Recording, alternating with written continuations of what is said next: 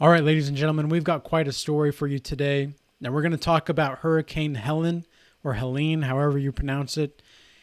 And I want to start off with this quote here from J.R. Tolkien's Fellowship of the Ring with Gandalf. He says, "Many that live deserve death, and some that die deserve life. Can you give it to them? Then do not be too eager to deal out death and judgment, for even the very wise cannot see all ends." Okay, the way that I see it is everybody that's living a life following Christ is walking in spirit and truth. I don't care what race you are, what ethnicity, whatever it is that you are identified as, whatever, like, I don't care. What I care about is if you're walking in spirit and truth and you're living in God's laws, statutes, and commandments. And if you're striving to do that, and if you're striving to live a righteous life, that's what matters. There's a lot of talk that these people deserve what they're getting. Now, look, I don't know if that's true. I really don't. But given the parameters of what's happened, we've got to be very mindful about dealing this kind of judgment out based off of everybody, because the way that I see it is that we're all one people. We're all connected. And the sooner that we realize that, the sooner that we get rid of these group identities, the sooner that we're able to live more into laws, God's laws, statutes, and commandments in harmony. So we've got a lot of things to look through today, but I want to start off first with this, actually. So $200 billion has gone to Ukraine in the last week or so.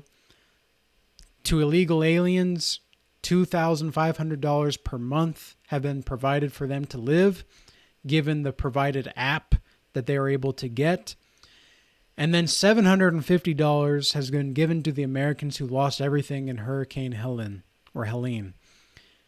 This is exactly what we're looking at, okay? This is where we're at in our life. This is where we're at in the country as a whole. So let's be mindful, because even there's stuff like this where you see a 7-year-old child that was carrying out by the flood, swept away by the flooding, and he was crying out for and they were crying out for Jesus. Does this child deserve judgment like that of Sodom and Gomorrah? Okay, let's be very mindful of this kind of stuff. This is serious. Now let's take a look at what they have to say on this, because our vice president here says that disaster resources should be based on equity. Most of the city is totally submerged in water. I know we are all thinking about the families in Florida and what we need to do to help them in terms of an immediate response and aid. And this was in 2022 when she was asked this question. This is actual footage here of what's going on in Hurricane Helene.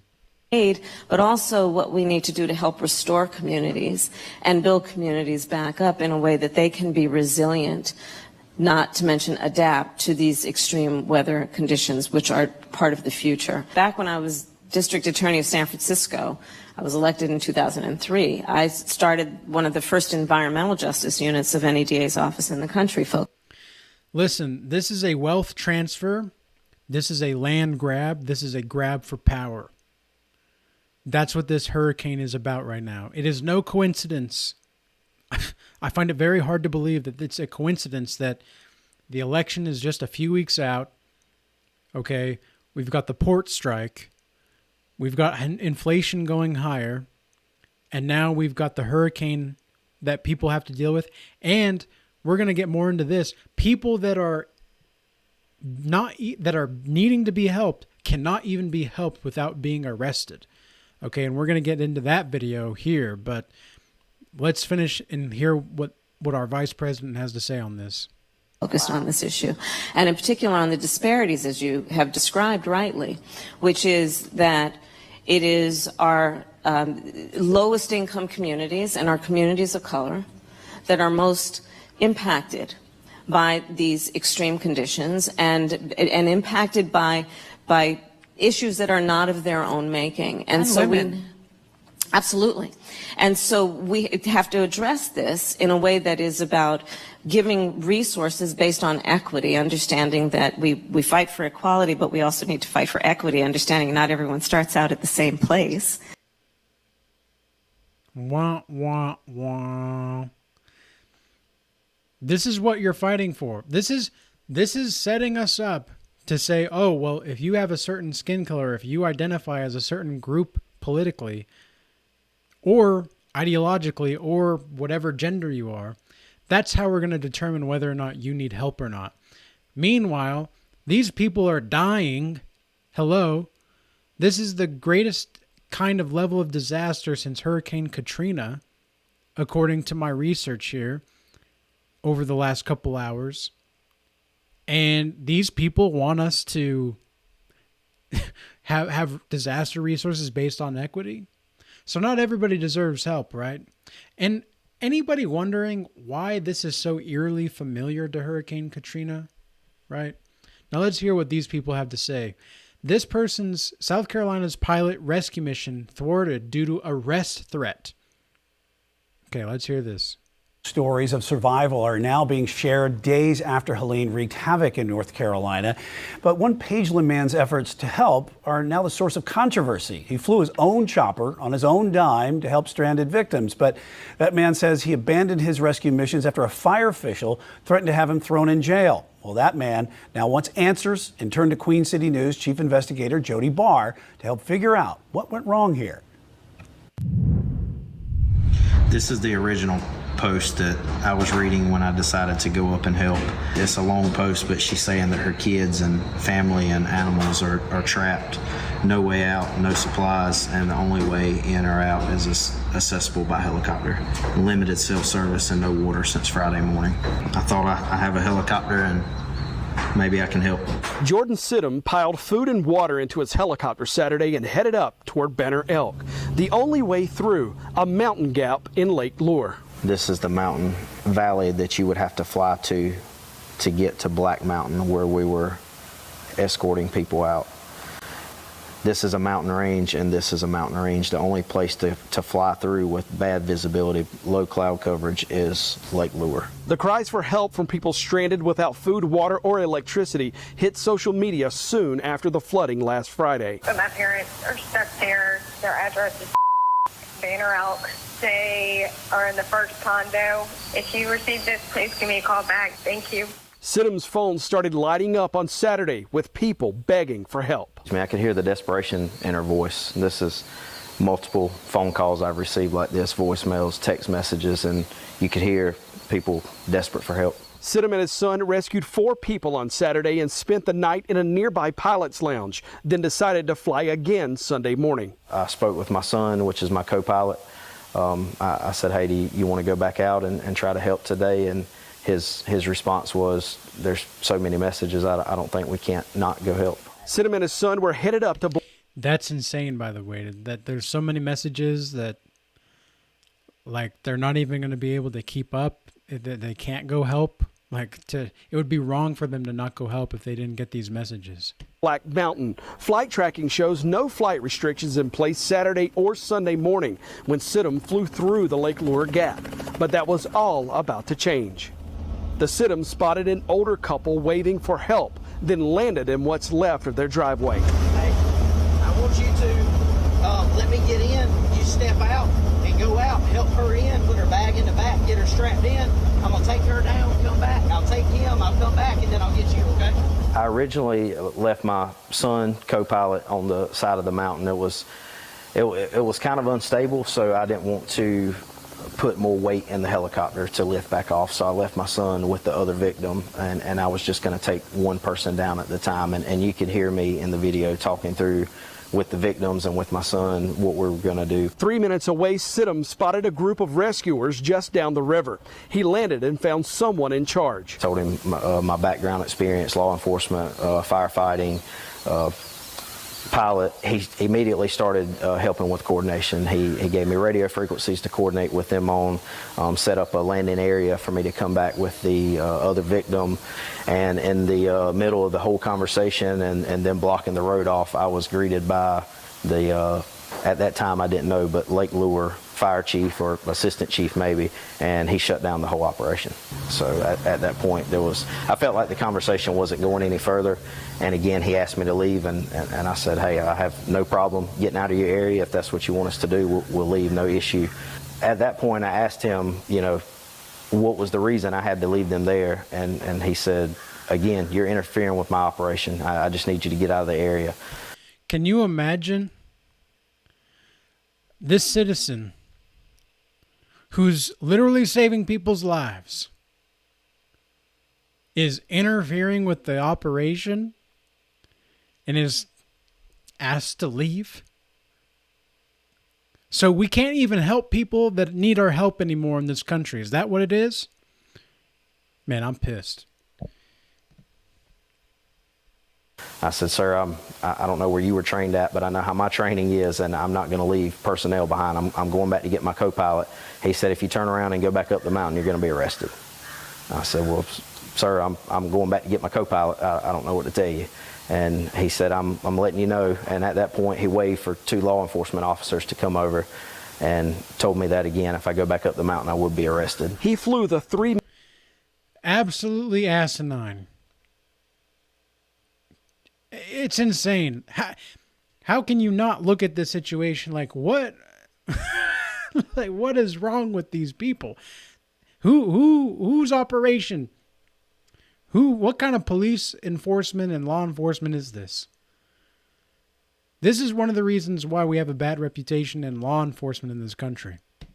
3-minute trip back, picked up his son, and left the woman's husband behind. Sure, he was flooded with emotions and trying to rescue other people, and I just felt that it was best at the time to leave. So I did follow his instructions, and I had a conversation with the female victim before I left, apologizing and explaining. She was standing there. She heard the whole conversation, and they were both very, very surprised, very upset. The husband, as I was leaving off of the side of the mountain, at that point, separated from his wife, he was upset.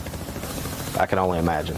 Sidham and his nearly 1,400 flight hours turned his chopper around and headed back to South Carolina, passing people waving for help along the way. How can we let this happen? How can we let a good citizen trying to do the right thing? This is insane. Like, this is all insanity.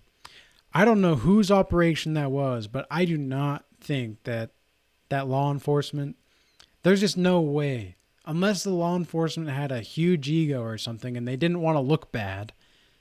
I don't know. I was actually leaving to go back to get my son. The original chief or captain that I spoke to, his crew and himself, they came back over and said, hey man, we can't tell you to go get the victim. We can't even ask you to go get the victim, but we can tell you if you come back with the victim, we'll have you a designated landing spot, and they won't. We'll make sure they don't come over here. So there was no flight restriction when you went in? No flight restriction when I went in. It went in place 20 or 30 minutes after the confrontation with Mr. You feel like that was coincidental, or do you think that was because of what happened? I don't think it can be coincidental when there has not been one in place the day before doing rescue operations, the night of, the morning of, that took place after our altercation. I think there would have never been a TFR put in place had we not had that conversation. And there you go. Let's continue forward. So now people are being evacuated from their own homes at this point. So they don't even have, like, it's not just that these people don't have a home anymore. It's that they can't even go back. The government is forcing them out. Parts of western North Carolina that the challenges are greatest. This is Swannanoa, population 5,000 and in pieces. The recovery teams are here in force now, roads patched up, bridges being fixed and power lines slowly repaired. Putting lives back together, though, will take much longer. On Main Street, we found Robert Buchanan. This has been his home for all of his 70 years. We're making it, and the government's pouring in to help. They are they? Yeah, but It's the worst I've ever seen in 73 years.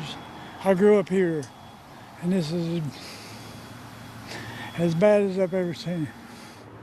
His son and daughter-in-law-to-be will now help him to rebuild, here with their own stories too. People came up looking for help. We went out there with a boat, helped some kids, and an old guy that almost drowned getting out there to try to help people. Their trailer got washed away. It's down the creek somewhere. You say you saved their lives? Yeah, me and her cousins. One family in one community of so many impacted. Look at this. And here is the ongoing danger. This is Boone, an hour north of Swannanoa. Continued rains causing chaos. Everything's gone. And the mudslides are blocking access to the most in need. Up the road from a... It's just crazy. Let's continue. So this is some more information. I mean, if you just look up hurricane evacuation on X here, I mean, you'll get video after video after video of stuff going on. I mean, roads completely destroyed. And $750 is supposed to help these people. This is like Hawaii all over again. Don't worry, guys. We sent you $750.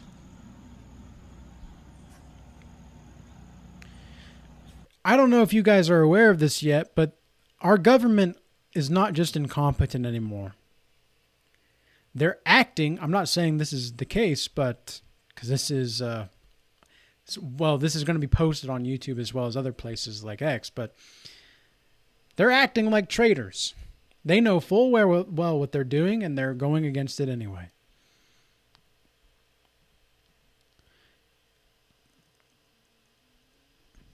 Oh, I understand that the vice president is speaking, and our control room would like to hear what she has to say.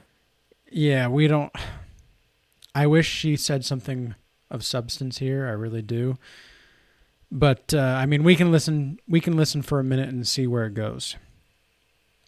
Devastating in terms of the loss of life. This was just that a day ago. This community has experienced, the loss of normalcy, and the loss of critical resources. And so I'm here today to thank all of those who are working to get folks the support and the relief that they so desperately need and so rightly deserve. And that includes the fact that still in this community, up to 60% of the residents here do not have power. Many have been without running water for... And this is in Georgia, by the way. At least a couple of days now. Many have water, but no hot water. I was just talking with one of the members of the community and her daughter who lost her husband. And there is real pain and trauma that has resulted because of this this hurricane and what has happened in terms of the aftermath of it. Yeah, and the media's given everybody PTSD for it. These people are evil, man. These people are just evil. They know what they're doing, and they're not doing anything to help. They're just going out. They're not really talking to the people. They're not really doing anything about it. They're limiting the amount of help they're getting. They're not letting people go back to their homes. And then they're forcing people that need help to not get it. Hello? Who am I talking to? We want to acknowledge and thank the first responders who... Meanwhile, we've got a freaking port strike going on where all of these people within the next week or two, if the port strike continues, are not going to have any semblance of possibility of getting help that they need at all. How can we view this government as legitimate is beyond me at this point. Have been extraordinary. Having met with them, they are the kind of folks that are the heroes in moments of crisis who do extraordinary work that is about lifting up other people. as it relates in particular to the leaders who are here and doing that work, including the first responders, most of them, as it relates to the local folks, are folks who have personally and their families have personally experienced loss and devastation, and yet they leave their home, leave their family to go to centers like where I was earlier to do the work of helping perfect strangers. And it really does highlight the nobility. I mean, just listening to her is like listening to an AI speak. It's like she's just reading a script, for crying out loud. Of the kind of work. And the way that where I was earlier to do the work of helping to centers like where I was earlier to do the work of helping perfect strangers. I am really that virtuous, guys. I really am. And it really does highlight the nobility of the kind of work that these public servants have dedicated themselves to, which can be in moments of crisis like this so selfless in the way that they do that work. The president and I have been... Where is the president? Speaking of the president, where is the president? Paying close attention from the beginning to what we need to do to make sure the federal resources hit the ground as quickly as possible. And that includes what was necessary to make sure that we provided direct federal assistance. And that work has been happening. I want to thank the governor for his leadership and his close coordination with the federal government, with our administration. And I want to thank the local leaders for together creating a task force-like response, knowing that we are at our best when we work together and coordinate resources, coordinate our communications to the maximum effect for the community that has been impacted. It sounds great, but then why isn't anything being done then? So all this is going to show, ladies and gentlemen, that, you know, this is just where we're at. And I know a lot of that was a little bit more of a rant at some points, because I don't know about you guys, but it's kind of infuriating to watch my country, anyway, for those that are not in America. It's infuriating to watch my country just sabotage itself. And, you know, I've heard from multiple people now that hurricane was one of the widest hurricanes ever, if not the most. And, you know, we're not conspiracy theorists here, but there is information and technology that has supposedly been created to where the weather can be adjusted. And so how much of that was involved with this and why exactly does it look so similar to Hurricane Katrina, I do not know. But I do know that this looks like a land grab and a wealth grab, because if they can evacuate the people in those states, if they can evacuate the Trump supporters, then they can take those states. I don't know, guys. This is just it all just screams way too coincidental for me. I'm not a conspiracy theorist, but it all just screams a little bit too coincidental. What do you guys make of it? What do you think? What do you think is going on? And with all that being said, I hope this message was useful and insightful. And until next time, peace be with you.